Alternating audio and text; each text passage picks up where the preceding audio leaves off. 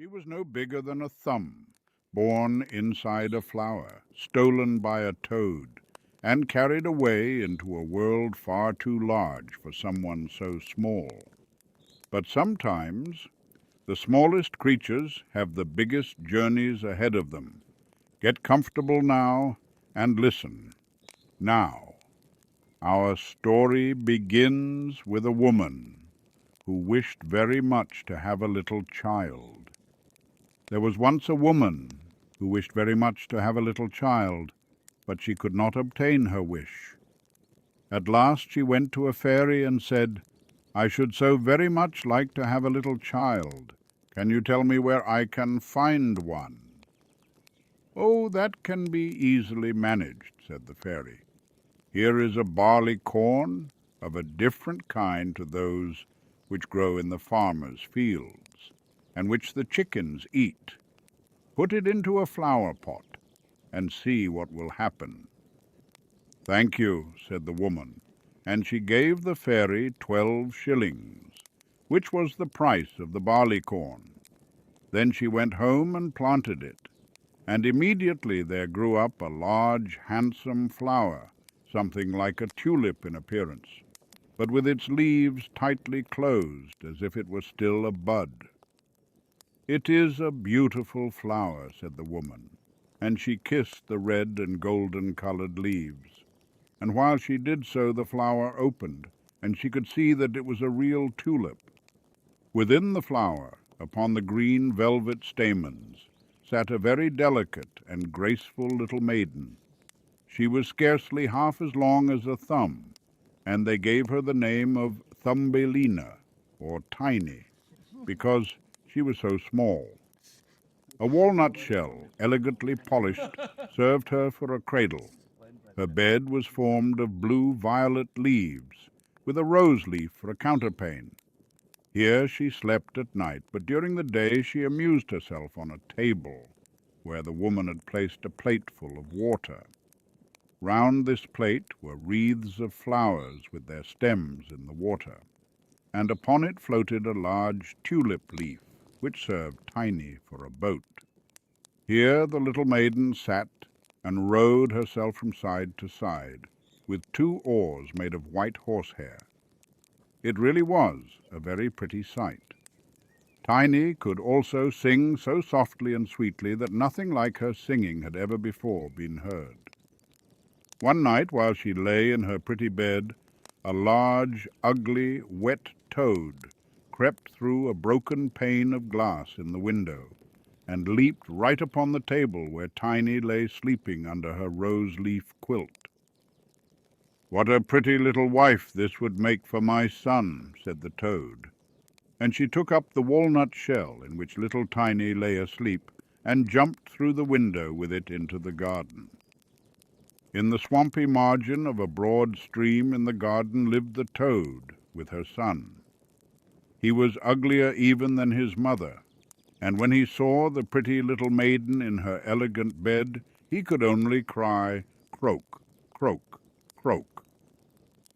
"Don't speak so loud, or she will wake," said the toad, "and then she might run away, for she is as light as swan's down.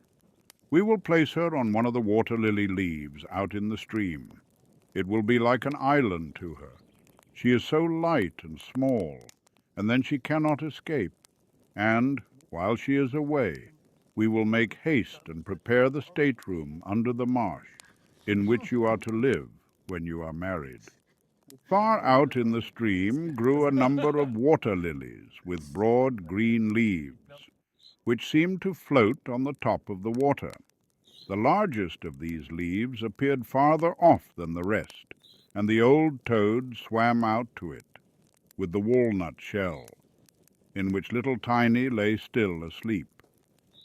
The tiny little creature woke very early in the morning and began to cry bitterly when she found where she was, for she could see nothing but water on every side of the large green leaf, and no way of reaching the land. Meanwhile the old toad was very busy under the marsh, decking her room with rushes and wild yellow flowers to make it look pretty for her new daughter-in-law. Then she swam out with her ugly son to the leaf on which she had placed poor little Tiny. She wanted to fetch the pretty bed, that she might put it in the bridal chamber to be ready for her.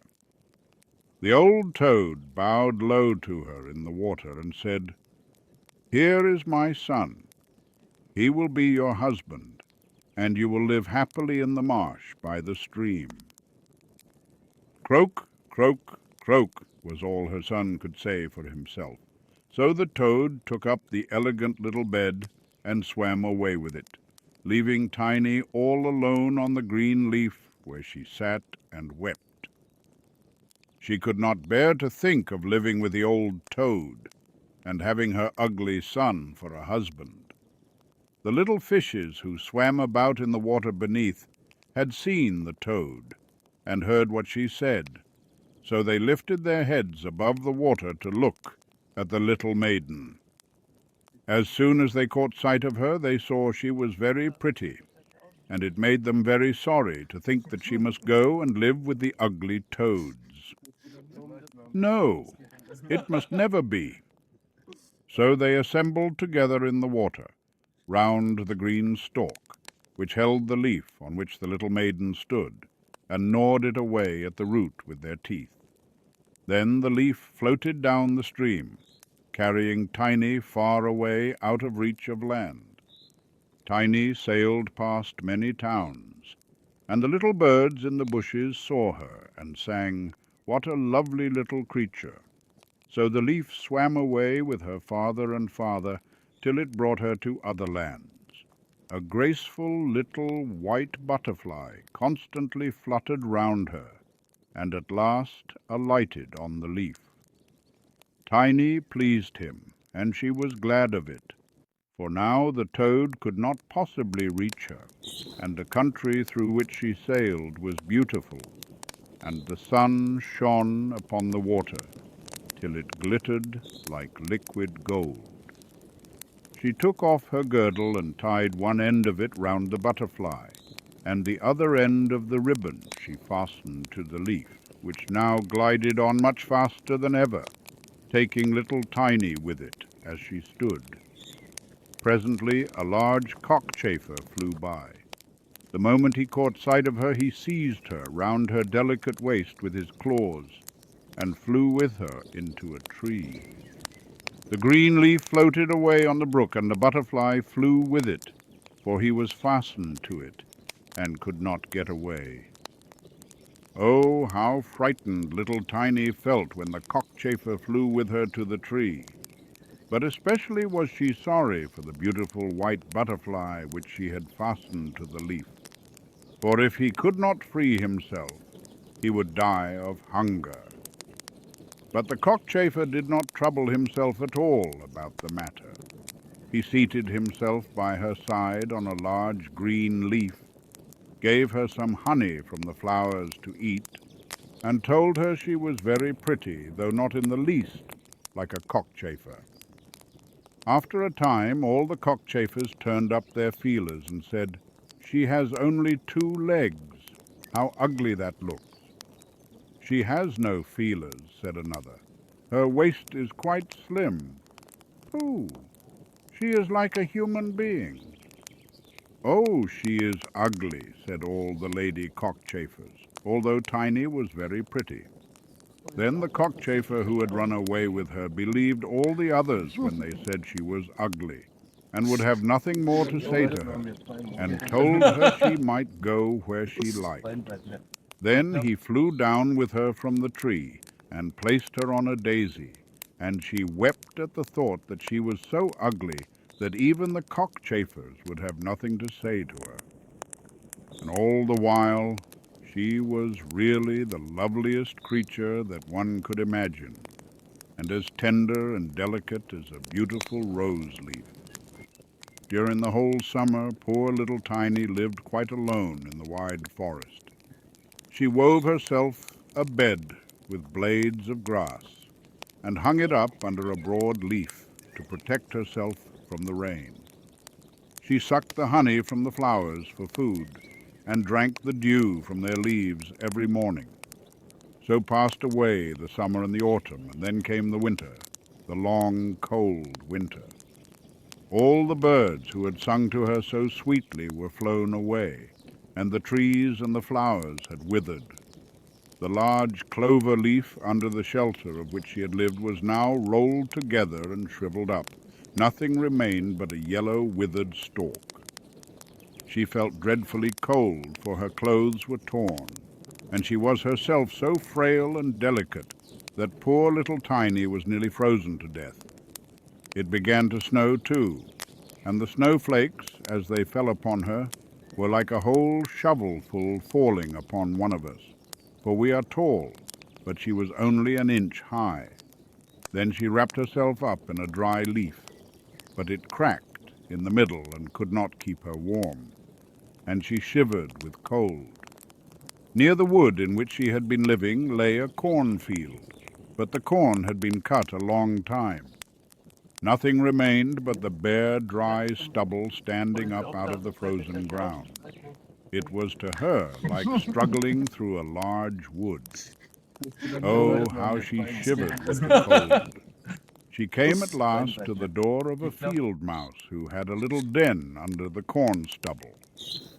There dwelt the field mouse in warmth and comfort, with a whole roomful of corn, a kitchen, and a beautiful dining room. Poor little Tiny stood before the door just like a little beggar girl, and begged for a small piece of barley corn, for she had been without a morsel to eat for 2 days. "You poor little creature," said the field mouse, who was really a good old field mouse, "come into my warm room and dine with me." She was very pleased with Tiny, so she said, "You are quite welcome to stay with me all the winter if you like. But you must keep my rooms clean and neat and tell me stories, for I shall like to hear them very much." And Tiny did all the field mouse asked her, and found herself very comfortable. "We shall have a visitor soon," said the field mouse one day. "My neighbor pays me a visit once a week. He is better off than I am. He has large rooms, and wears a beautiful black velvet coat. If you could only have him for a husband, you would be well provided for indeed. But he is blind, so you must tell him some of your prettiest stories." But Tiny did not feel at all interested about this neighbor, for he was a mole. However, he came and paid his visit dressed in his black velvet coat. "He is very rich and learned, and his house is 20 times larger than mine," said the field mouse. He was rich and learned, no doubt, but he always spoke slightingly of the sun and the pretty flowers, because he had never seen them. Tiny was obliged to sing to him, lady bird, fly away home," and many other pretty songs. And the mole fell in love with her because she had such a sweet voice. But he said nothing yet, for he was very cautious. A short time before, the mole had dug a long passage under the earth, which led from the dwelling of the field mouse to his own, and here she had permission to walk with Tiny whenever she liked. But he warned them not to be alarmed at the sight of a dead bird which lay in the passage. It was a perfect bird, with a beak and feathers, and could not have been dead long, and was lying just where the mole had made his passage. The mole took a piece of phosphorescent wood in his mouth, and it glittered like fire in the dark. Then he went before them to light them through the long, dark passage. When they came to the spot where lay the dead bird, the mole pushed his broad nose through the ceiling. The earth gave way, so that there was a large hole, and the daylight shone into the passage. In the middle of the floor lay a dead swallow, his beautiful wings pulled close to his sides, his feet and his head drawn up under his feathers. The poor bird had evidently died of the cold. It made little Tiny very sad to see it. She did so love the little birds. All the summer they had sung and twittered for her so beautifully. But the mole pushed it aside with his crooked legs and said, "He will sing no more now. How miserable it must be to be born a little bird. I am thankful that none of my children will ever be birds, for they can do nothing but cry, tweet, tweet, and always die of hunger in the winter." "Yes, you may well say that as a clever man," exclaimed the field mouse. "What is the use of his twittering? For when winter comes he must either starve or be frozen to death. Still, birds are very high bred." Tiny said nothing, but when the two others had turned their backs on the bird, she stooped down and stroked aside the soft feathers which covered the head, and kissed the closed eyelids. "Perhaps this was the one who sang to me so sweetly in the summer," she said, "and how much pleasure it gave me, you dear, pretty bird." The mole now stopped up the hole through which the daylight shone, and then accompanied the lady home. But during the night Tiny could not sleep, so she got out of bed and wove a large, beautiful carpet of hay. Then she carried it to the dead bird and spread it over him, with some down from the flowers which she had found in the field mouse's room. It was as soft as wool, and she spread some of it on each side of the bird, so that he might lie warmly in the cold earth. "Farewell, you pretty little bird," said she. "Farewell. Thank you for your delightful singing during the summer when all the trees were green and the warm sun shone upon us." Then she laid her head on the bird's breast, but she was alarmed immediately, for it seemed as if something inside the bird went thump, thump. It was the bird's heart. He was not really dead, only benumbed with the cold, and the warmth had restored him to life. In autumn, all the swallows fly away into warm countries, but if one happens to linger, the cold seizes it. It becomes frozen and falls down as if dead. It remains where it fell, and the cold snow covers it. Tiny trembled very much. She was quite frightened, for the bird was large, a great deal larger than herself. She was only an inch high, but she took courage, laid the wool more thickly over the poor swallow, and then took a leaf, which she had used for her own counterpane, and laid it over the head of the poor bird. The next morning she again stole out to see him. He was alive but very weak. He could only open his eyes for a moment to look at Tiny, who stood by holding a piece of decayed wood in her hand, for she had no other lantern. "Thank you, pretty little maiden," said the sick swallow. "I have been so nicely warmed that I shall soon regain my strength and be able to fly about again in the warm sunshine." "Oh," said she, "it is cold out of doors now. It snows and freezes. Stay in your warm bed. I will take care of you." Then she brought the swallow some water in a flower leaf, and after he had drank, he told her that he had wounded one of his wings in a thorn bush, and could not fly as fast as the others, who were soon far away on their journey to warm countries. Then at last he had fallen to the earth, and could remember no more, nor how he came to be where she had found him. The whole winter the swallow remained underground, and Tiny nursed him with care and love. Neither the mole nor the field mouse knew anything about it, for they did not like swallows. Very soon the springtime came, and the sun warmed the earth. Then the swallow bade farewell to Tiny, and she opened the hole in the ceiling which the mole had made. The sun shone in upon them so beautifully that the swallow asked her if she would go with him.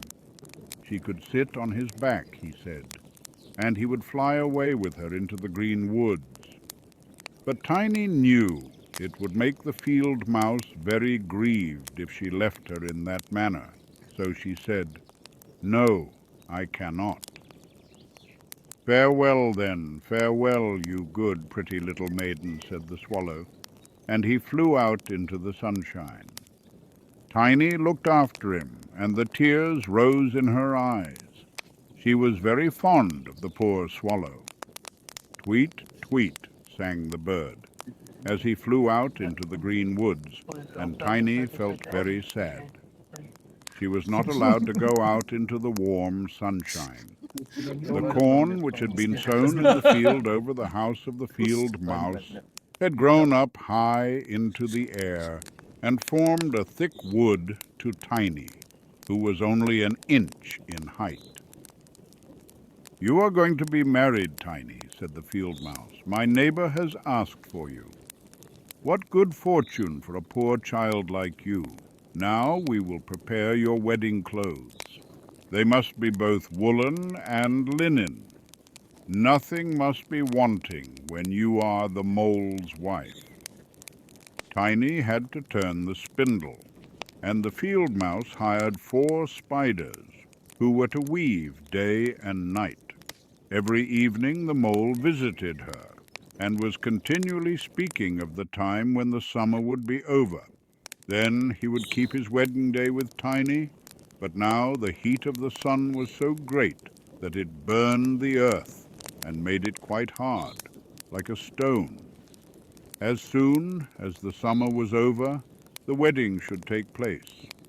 But Tiny was not at all pleased, for she did not like the tiresome mole.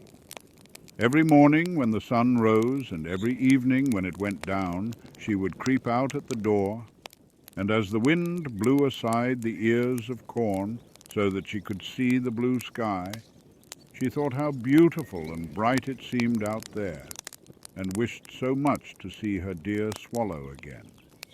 But he never returned, for by this time he had flown far away into the lovely green forest. When autumn arrived, Tiny had her outfit quite ready, and the field mouse said to her, "In 4 weeks the wedding must take place." Then Tiny wept, and said she would not marry the disagreeable mole. "Nonsense," replied the field mouse. "Now don't be obstinate, or I shall bite you with my white teeth. He is a very handsome mole. The queen herself does not wear more beautiful velvets and furs. His kitchen and cellars are quite full. You ought to be very thankful for such good fortune." So the wedding day was fixed, on which the mole was to fetch Tiny away to live with him deep under the earth, and never again to see the warm sun, because he did not like it. The poor child was very unhappy at the thought of saying farewell to the beautiful sun, and as the field mouse had given her permission to stand at the door, she went to look at it once more. "Farewell, bright sun," she cried, stretching out her arm towards it, and then she walked a short distance from the house, for the corn had been cut, and only the dry stubble remained in the fields. "Farewell, farewell," she repeated, twining her arm round a little red flower that grew just by her side. "Greet the little swallow from me, if you should see him again." "Tweet, tweet," sounded over her head suddenly. She looked up, and there was the swallow himself flying close by. As soon as he spied Tiny, he was delighted, and then she told him how unwilling she felt to marry the ugly mole, and to live always beneath the earth, and never to see the bright sun any more. And as she told him, she wept. "Cold winter is coming," said the swallow, "and I am going to fly away into warmer countries. Will you go with me? You can sit on my back and fasten yourself on with your sash. Then we can fly away from the ugly mole and his gloomy rooms, far away, over the mountains, into warmer countries where the sun shines more brightly than here, where it is always summer and the flowers bloom in greater beauty." Fly now with me, dear little Tiny. You saved my life when I lay frozen in that dark passage. Yes, I will go with you, said Tiny, and she seated herself on the bird's back, with her feet on his outstretched wings, and tied her girdle to one of his strongest feathers. Then the swallow rose in the air, and flew over forest and over sea, high above the highest mountains, covered with eternal snow. Tiny would have been frozen in the cold air, but she crept under the bird's warm feathers, keeping her little head uncovered so that she might admire the beautiful lands over which they passed. At length they reached the warm countries, where the sun shines brightly and the sky seems so much higher above the earth. Here, on the hedges and by the wayside, grew purple, green, and white grapes. Lemons and oranges hung from trees in the woods, and the air was fragrant with myrtles and orange blossoms. Beautiful children ran along the country lanes, playing with large, gay butterflies, and as the swallow flew farther and farther, every place appeared still more lovely. At last they came to a blue lake, and by the side of it, shaded by trees of the deepest green, stood a palace of dazzling white marble built in the olden times. Vines clustered round its lofty pillars, and at the top were many swallows' nests, and one of these was the home of the swallow who carried Tiny. "This is my house," said the swallow, "but it would not do for you to live there. You would not be comfortable. You must choose for yourself one of those lovely flowers, and I will put you down upon it, and then you shall have everything that you can wish to make you happy."